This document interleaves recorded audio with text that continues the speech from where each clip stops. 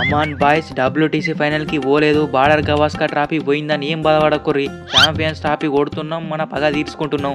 రోహిత్ అన్న, మ్యాచ్లు గెలవనంటే team strong ఉండాలి. నన్ను తీసుకోరే, వన్డేలో సుక్కలు చూపిస్తా కుక్కలకి. ఋతురాజ్ తమ్ముడు, మన టీం స్ట్రాంగ్ ఉన్నది స్ట్రాంగ్ లేదు అది నాకు అనవసరం. మనం ఈసారి ఫైనల్స్ కి పోతున్నాం. మళ్ళీ అట్లనే ఏందంటే ఆపోజిట్ టీం ఆస్ట్రేలియానే రావాలి, మనమే ఓడియాలి. ఇదే మన లక్ష్యం. ఎందుకు రోహిత్ బాయ్ ఫైనల్కి వచ్చి మళ్ళీ మా చేతుల్ని ఓడిపోతారు? అందుకే మిమ్మల్ని కూడా అటు చేసి బోర్ కొడుతుంది. వేరే టీం కూడా బాధ పెట్టాలి కదా. మళ్ళీ టీమిండియాతో మ్యాచ్ అంటే మా ట్రావిస్ హెడ్ పులి శర్మం కట్టుకొని వస్తాడు. Cummins every day is not Sunday. మళ్ళీ మాకు కూడా టైం వస్తుంది. అంతెందుకు మీకు పోయినసారి T20 వరల్డ్ కప్ లో మీకు ఫైనల్కి వచ్చి రానువే. అది కాదే రోహిత్ అన్న, ఇది వన్డేనే, ఓడిఐ గెలవనంటే ఖచ్చితంగా ఋతురాజ్ గైక్వాడ్ ఉండాలనే. గైక్వాడ్ తమ్ముడు, నీ బాధ నాకు అర్థమైంది. కానీ 2023కి వన్డే వరల్డ్ కప్కి ఏ స్క్వాడ్తో పోయినామో ఆ స్క్వాడ్తోనే మళ్ళా పోవని అనేది నా ఒపీనియన్. ఆ స్క్వాడ్తో పోయి ఏం బిక్కిరన్నా మీరు? మళ్ళీ గదే ఫైనల్లో మింగ పెట్టిర్రు. నన్ను టీంలోకి తీసుకోరే. టీంలోకి తీసుకుంటే ఓపెనర్గా వాడుకోవచ్చు, వికెట్ కీపింగ్ చేయొచ్చు, మిడిల్ ఆర్డర్లో పంపచ్చు, గిన్నె ఆప్షన్లు ఉన్నాయి. అర్థం చేసుకొని టీంలోకి తీసుకోరే, వాడుకోరన్నా.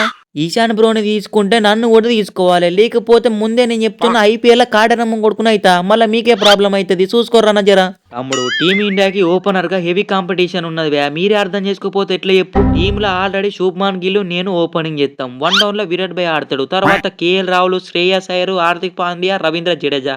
స్పేస్ ఎక్కడున్నా చెప్పు? అదంతా నాకు తెలియదే అన్న. మీరు నాకు ఏం చెప్తారో తెలియదు. టీంలో నా పేరు ఉండాలి. అయినా గంభీర్ బాబే 3 ఫార్మాట్లకి 3 సపరేట్ టీమ్స్ ని చేస్తా అన్నాడు. ఏమైంది మళ్ళీ ఇది బుచ్చుకులు అంటున్నారు? అంతేనే, మీరే కొట్టుకోండి. ఆల్రెడీ మీరు ఆడినారు. నా పరిస్థితి ఏంది? స్పిన్నర్ అనే ఓడు ఉన్నాడు, అందరు మర్చిపోతారు. మా గంభీర్ బాబాయ్ కూడా టీంలోకి పట్టుకొత్తా అన్నాడు. ఏమైంది గంభీర్ అన్న?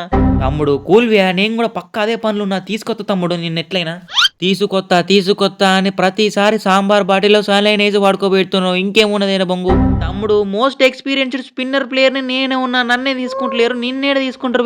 ముందే నా కొంపలో అన్లిమిటెడ్ ప్రాబ్లమ్స్ ఉన్నాయి. నన్ను తీసుకోకపోతే ఈసారి ఖచ్చితంగా ఛాంపియన్స్ ట్రాఫీ నాపెత్తా.